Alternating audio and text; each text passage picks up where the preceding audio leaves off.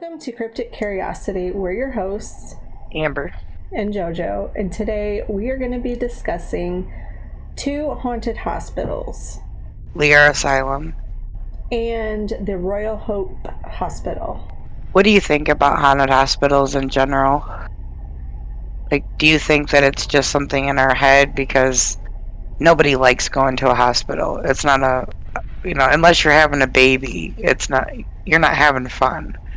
So do you think that it's a preconceived buildup that because we already feel negative about hospitals, that when they become run down or have an unpleasant past, that you just automatically assume they're haunted? At least for me, that's kind of what I just automatically think in my head. I'm like, oh shit, somebody's died here, so... Going in, even in a brand spanking new hospital that was built, like within a year, people have died in that hospital within that year. Mm-hmm. It's just part of what it's for. I don't know what it is about them that makes it so creepy. I think it's that we know somebody died there. That probably somebody's worst day on this earth has been in one of those rooms. Yeah. Well, that and the old ones, anyways, they just look creepy. Like the asylums and all this stuff that they did, like torturing the people. Well, I guess not just the asylums tortured people, but it was the more ones that have a really bad past. That, I think, leads validity to it. You live close to like some Civil War monuments or where there's battlefields. With other noted haunted places like Civil War battleground or battlefields, that a residual haunting will happen where energy's trapped and it just replays, where they're not aware of it, anything that's going on in present day. They're living that moment over and over again. I think asylums are the same way, that there was such bad things that happened there that there's so much negative energy trapped that it is replaying over and over again. That's why we feel that way about them. Yeah. Also hard pressed to find like an old asylum or something like that where people don't say that it's haunted, Like almost all of them are like, yep, they're haunted. Yes, at least somebody has said that they see something. Right, and almost every one of them. This week's podcast, we do have a special treat for everybody. We do have a first-hand account of visit to Leer Asylum. I have a friend that happens to be Norwegian, and she hooked me up with her friend that has actually visited the hospital and had an experience there. So we'll be telling you about her experience, and she's also shared some pretty cool pictures of the place when she visited. But first, we're gonna hear about Royal Hope from JoJo. Have you ever heard of Royal Hope? No, I didn't know there was a haunted hospital in Florida, and I researched a lot of messed up crime stuff there, so. I really didn't either, but when I was looking around, I seen this one and it caught my eye because the hospital is, well, it's one of the oldest hospitals in Florida, and the hospital is in St. Augustine, which that right there caught my attention because... Isn't there a lighthouse there? Yeah. That's haunted? Yeah, I seen that on one of the haunted shows, and it was really creepy. The hospital was constructed in the late 1700s, and St. Augustine is the oldest city in Florida. St. Augustine also played a role in the American Civil War, and it has a long history to its Civil War involvement. 5,000 Floridian soldiers lost their lives during the war. Royal Hope was also demolished in early 19th century, but before it was demolished, it served as a military hospital for over 40 years, where they bandaged, operated, patched up, They did amputations, and they prepared thousands of deaths in this hospital. And they also, or the modern hospital was rebuilt on the same ground as the original structure, which could be why people have experienced so many hauntings. And while they were reconstructing the Royal Hope, they uncovered some disturbing things. While repairing water lines, some of the construction workers found the original hospital was built on top of a Native American burial ground. And they found countless human bones. So first it was a Native American burial ground, and then they built a hospital on it that served for a Civil War hospital. Yeah. And then they disturbed the earth again and tore it down. Yep. And then was rebuilding. And you already know what doing that can do when it comes to this kind of thing. So did they put the bones back in the ground where, they belonged? I didn't see what they did with what they found. The article that I had read, it just said that they had found, they didn't even say, how many. They just said countless, which is probably hundreds, That always turns my stomach a little bit. Not just, disturbing Native American remains, but remains in general. Mm-hmm. It's kind of theirs now. Move on. Right. Okay, they have, in this article, they have it in a few rooms and what the rooms were for, and then what people have experienced in these rooms. And they had one room called the morning room, which I've never heard of until looking this up. I didn't know they had an actual room called the morning room. It was used by family members of the dead to sit in silence after saying goodbye to their loved ones. And people have reported hearing now disembodied voices, praying, sobbing, and moaning coming from that room. People have also reported an unbearable feeling of despair in that room, which makes sense. You would think that that energy would be left in there for that. Don't funeral homes still have the same type of deal? There's always the room where the body is and where all the chairs are, where the funeral is, but there's usually a sitting room outside of that with couches and places to sit and stuff like that. Yeah, I guess there is. I've never heard of one like that in the hospital, though. Just like a normal waiting room. But I guess if it was a long time ago, maybe that's... Yeah, maybe they... just called it something different? What did they rebuild on top of it? Another hospital? Yeah, I believe so. They have it so you can go and experience the things yourself. So wait, this is a tourist attraction? Yeah, now it is, I think. I could go to St. Augustine with our friend that lives in Florida, and we could chill in a room and experience ghosty stuff? Yep. Ooh. Because you can book a tour. So I'm assuming it's still, an actual hospital, because they have the rooms listed and then what people hear and feel and stuff in there now. The visitors, it says visitors in the article, so I'm assuming, the ones that pay to spend some time there. That sounds a little sketchy to me. Anything that's making money. I know, right? That's always the problem. But the problem with that also is that when people find stuff like that, we're so willing to go give them money to... Yeah, they would get my money. I want to see. I'm not... Like I said, if I was to go visit our friend in Florida, I would be like, hey, we're going to go over here to St. Augustine real quick, and we're going to give these people some money. To probably not experience. There'd be two places, because you could go to the lighthouse and then this hospital, and you would have a ghostly filled afternoon. It'd be a good day. But yeah, that always kind of throws me a little bit on the scale. I was trying to find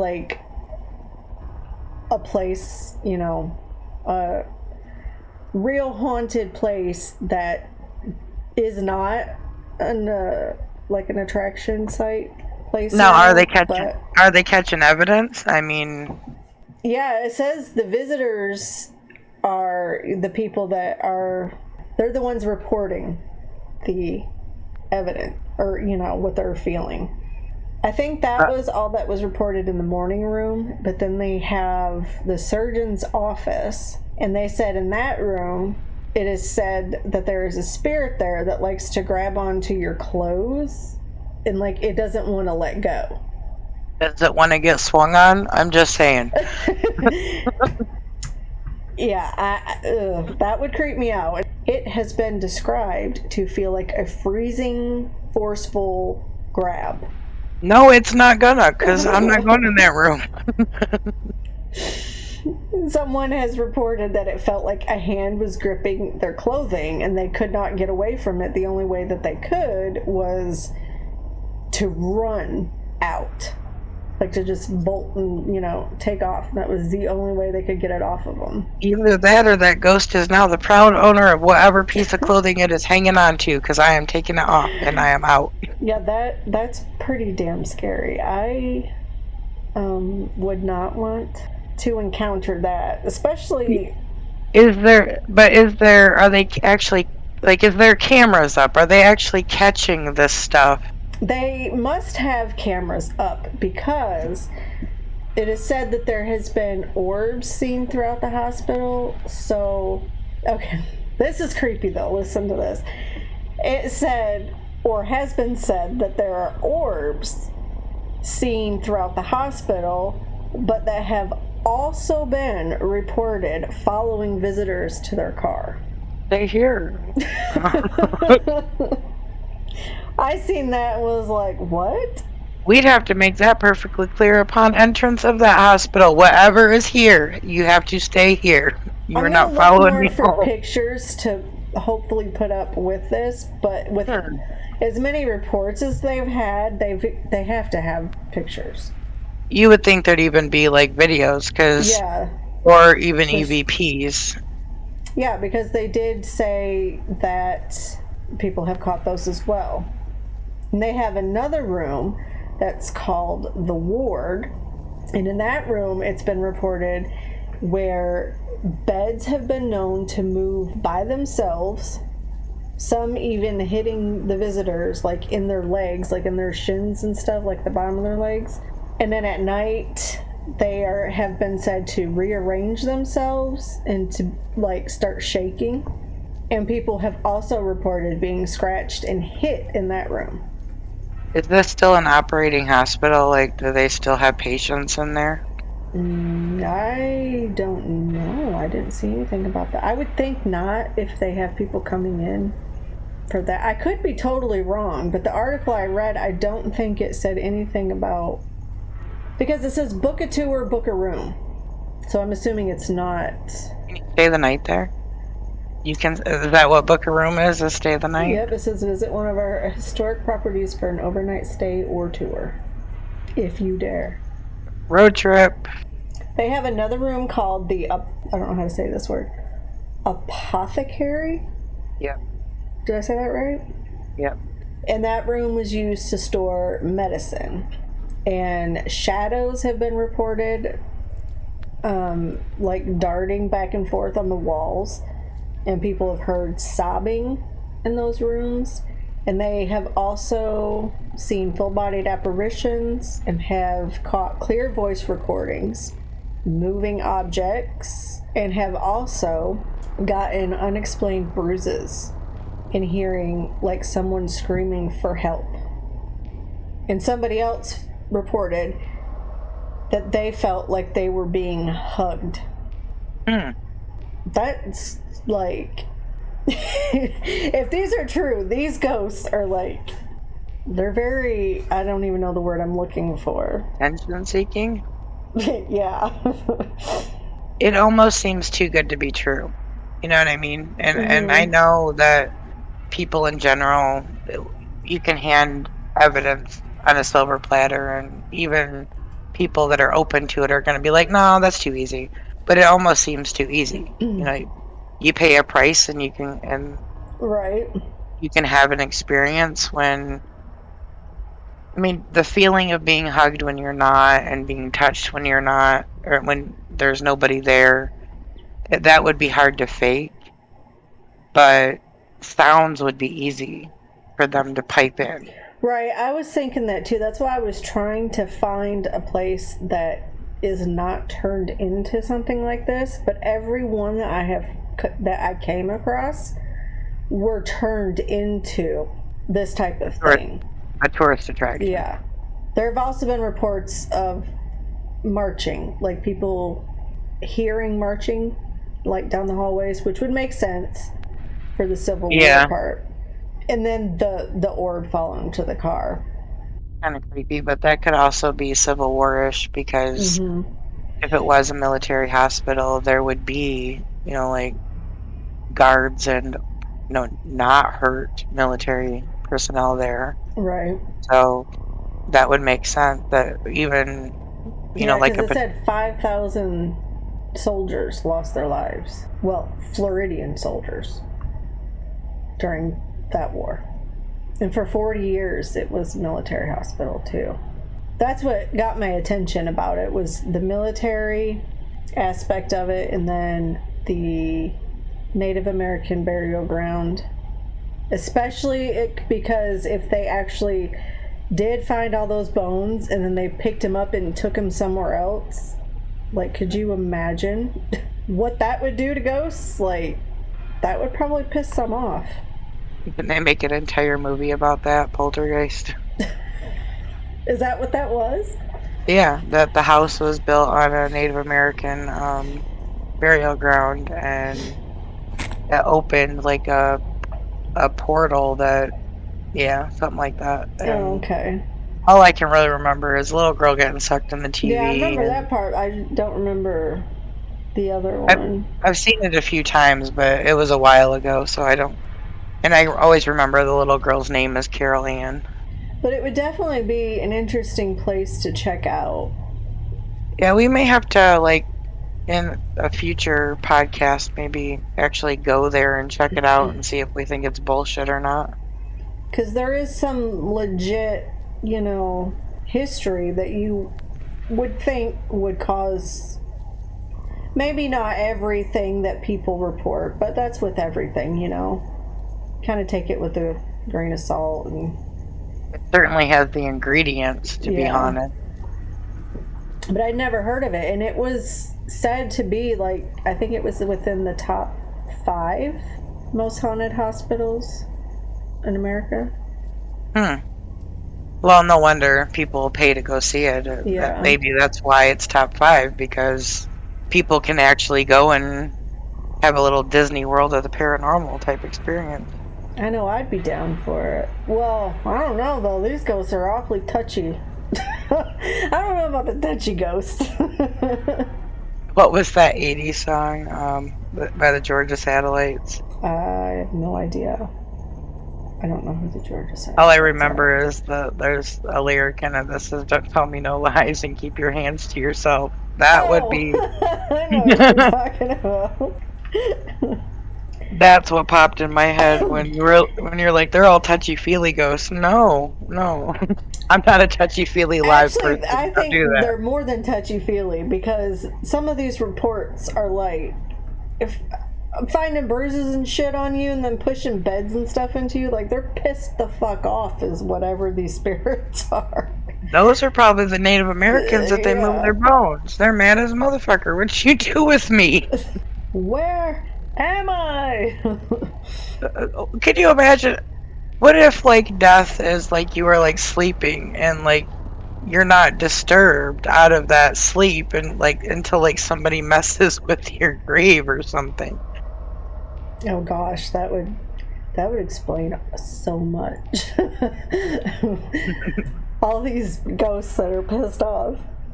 Well, yeah. Well, no matter what, if you think about it with, like, urbanization, something has to have died somewhere, probably everywhere. Even, like, exploration and stuff, and, like, just this country becoming this country, it was always bloody. Like, people were always dying.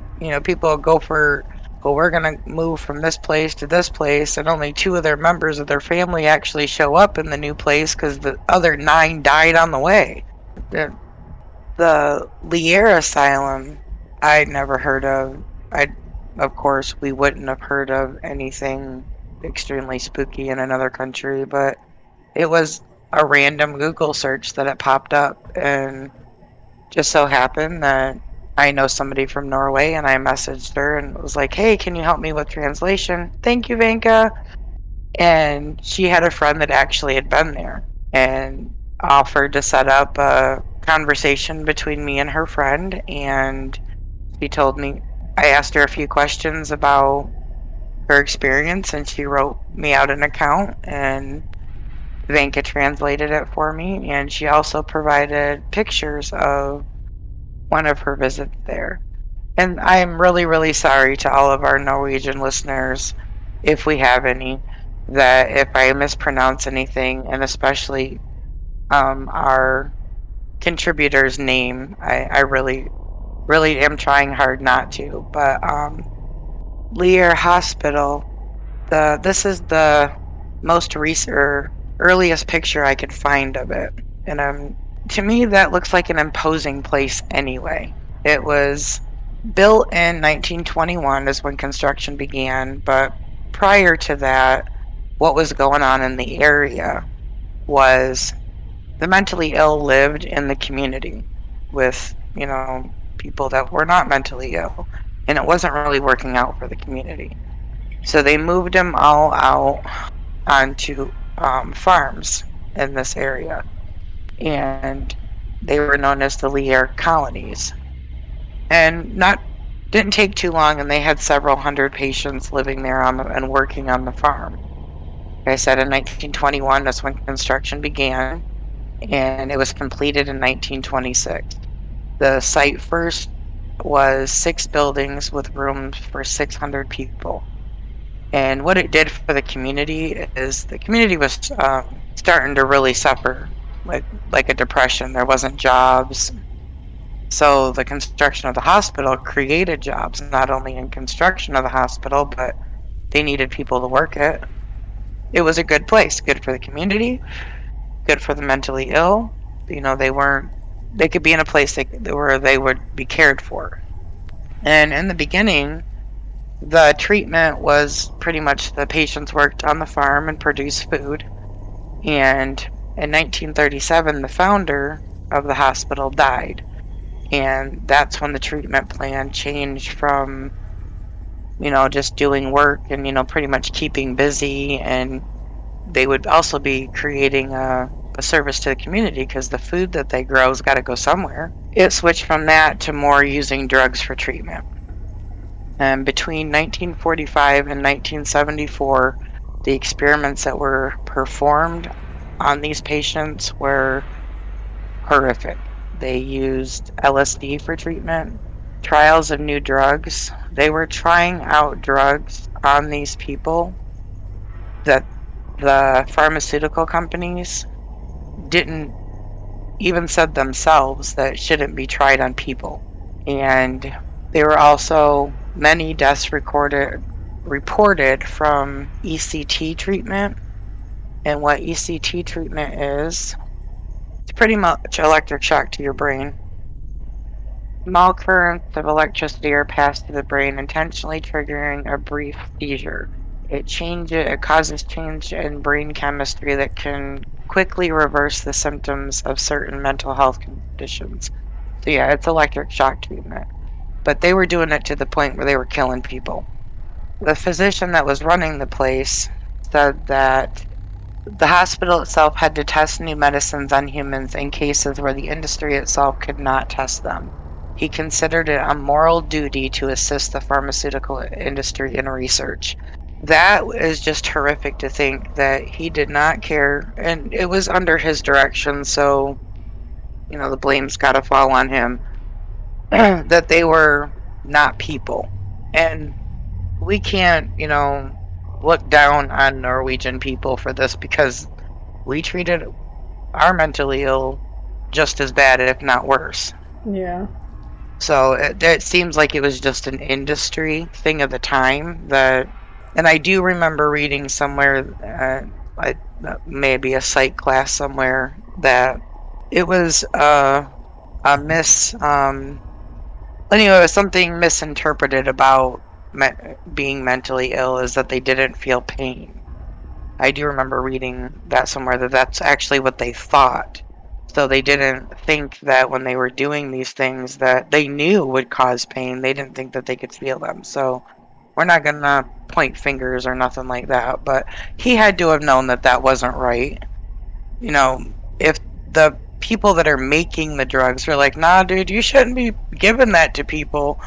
And he's like, nope, we're going to try it anyway. He had to have known that he was doing wrong and doing it anyway. So just that right there would be enough to maybe make him have to stay there and deal with what he did. But also, they conducted experiments on patients using radioactive isotopes. So they were doing radioactive testing on people in this mental hospital.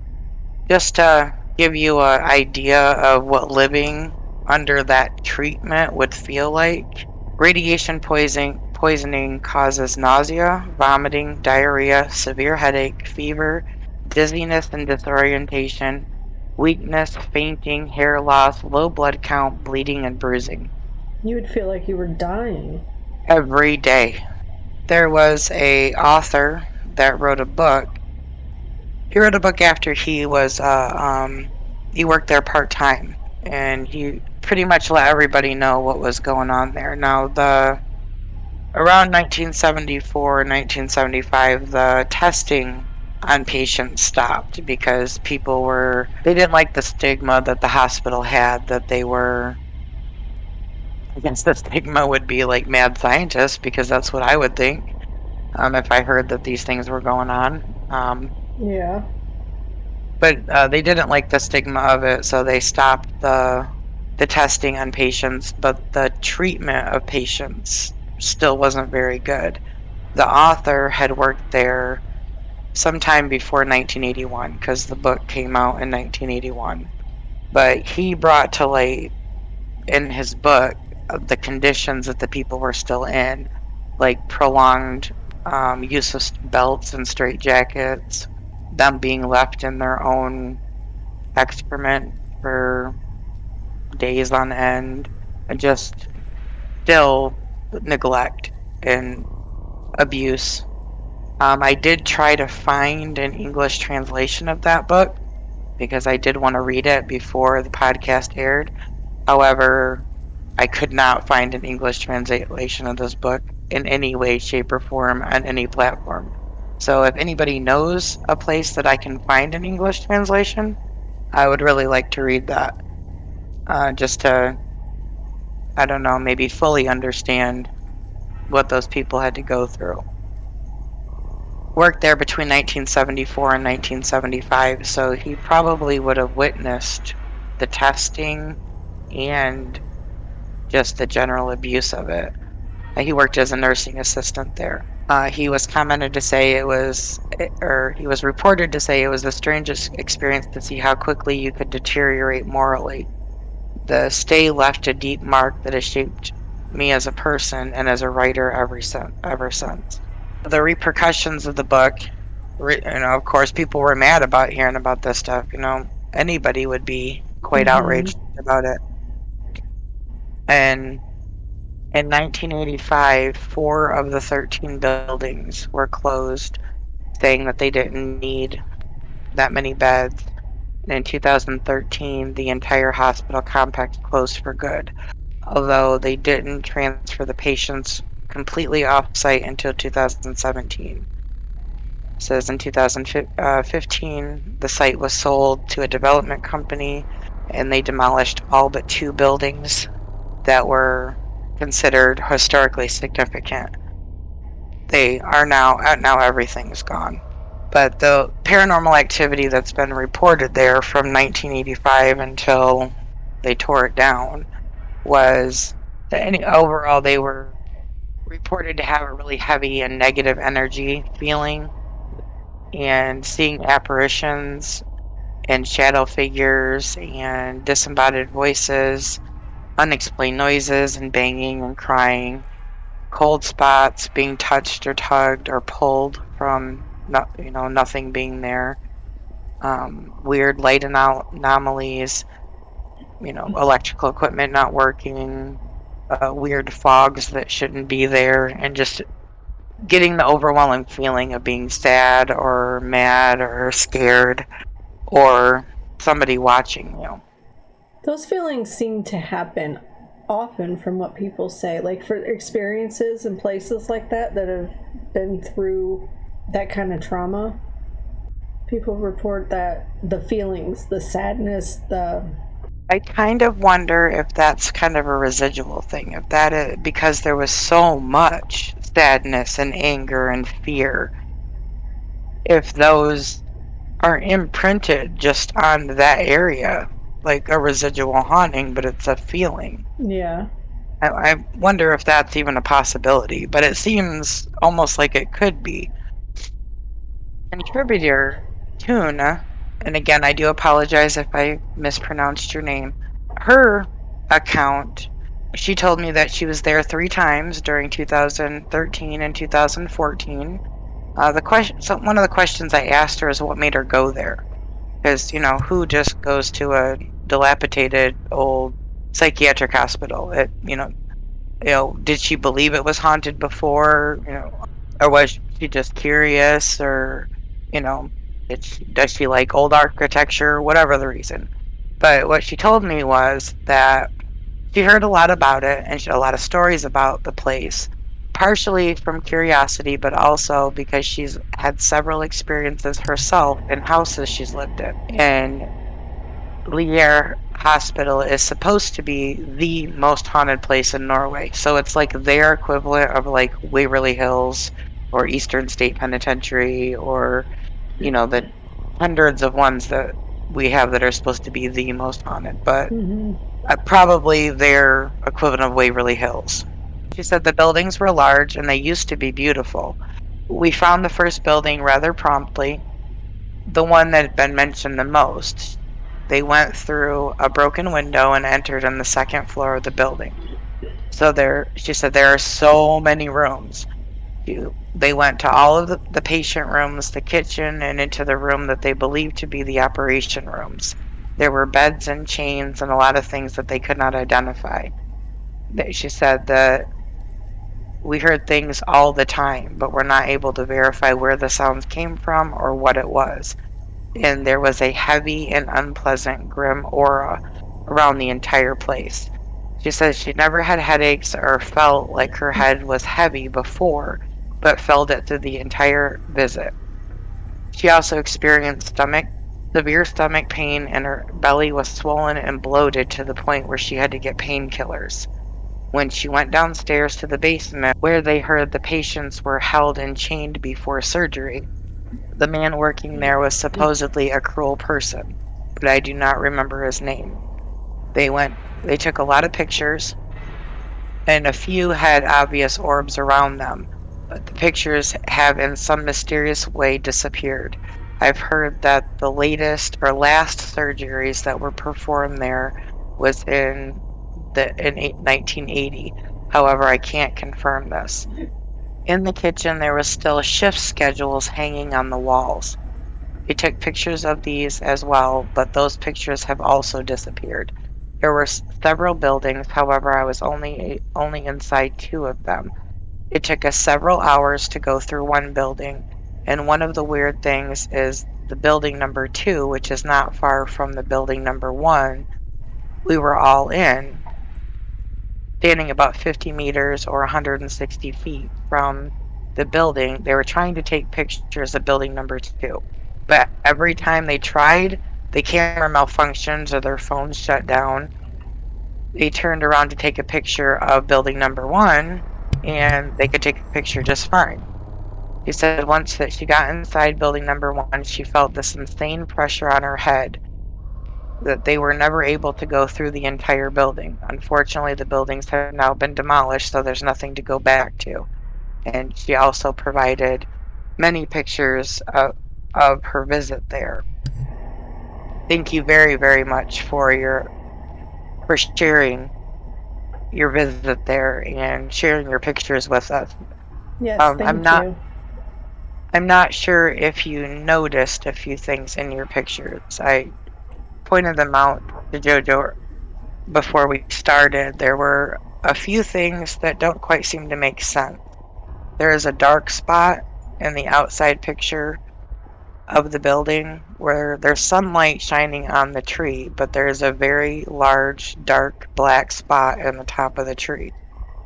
That, could be hornet's nest, a bat's nest, spider's nest, but purple, purple and pink graffiti in the top corner of the window, you also see a round, dark spot, which I don't know if it's that tree is outside of that spot or not, but thought that was pretty interesting. And in the picture of, I'm not sure if that's a picture of you or your friend standing in the room with pink graffiti in the background. If you look in the hallway behind you, it looks like you have somebody hanging out with you.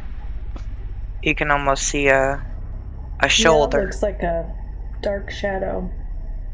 Yeah, I'm betting you weren't alone right there. But it's almost a shame that they tore it down. I mean, something that it seems like everybody that goes there had an experience, and she most certainly did. Feeling the pain in her stomach. Remember earlier when I gave the symptoms of radiation sickness? Nausea, vomiting, Oh, diarrhea, yeah. severe headache, fever, dizziness, disorientation. Maybe they were making her feel like they had to feel. When as soon as I read the symptoms of radiation poisoning after reading her account, that's the first thing that popped in my head was maybe that, it's not anything malevolent. Maybe these people just want somebody else to know how they had to feel.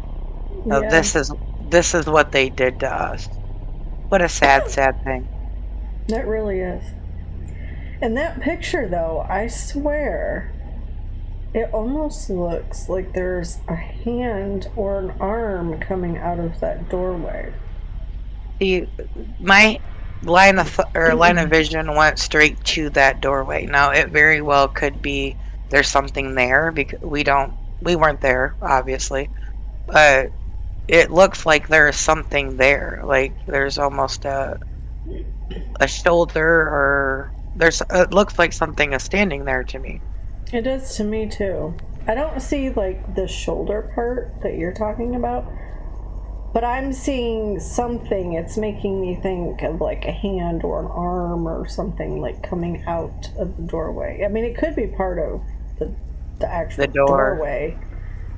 Not even just that part, like, to the right of it. It's much darker. It looks like there is a figure there. I will say this, Tune, are far more brave than I am. I don't think I could. As soon as I would have felt that, I don't think I would have tried to go back in and investigate any further. You are a very brave woman. The U.S. government also experimented on our own soldiers with LSD.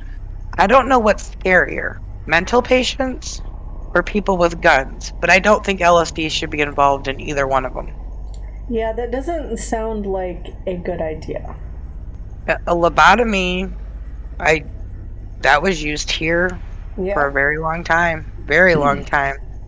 I do believe in some cases we still do it, and shock therapy. I know we still use in some cases. So, but reading the Mayo Clinic definition of like how they do it now, it's like small amounts of electricity. They were killing people with it. I often wonder if the power that these doctors feel of having these people's lives in their hands and under the guise of trying to help get a little mad scientist-ish, and maybe or go a little insane themselves, just drunk on power. And think about the time in the early 1900s, like women, you could be sent to the mental asylum for talking back to your husband.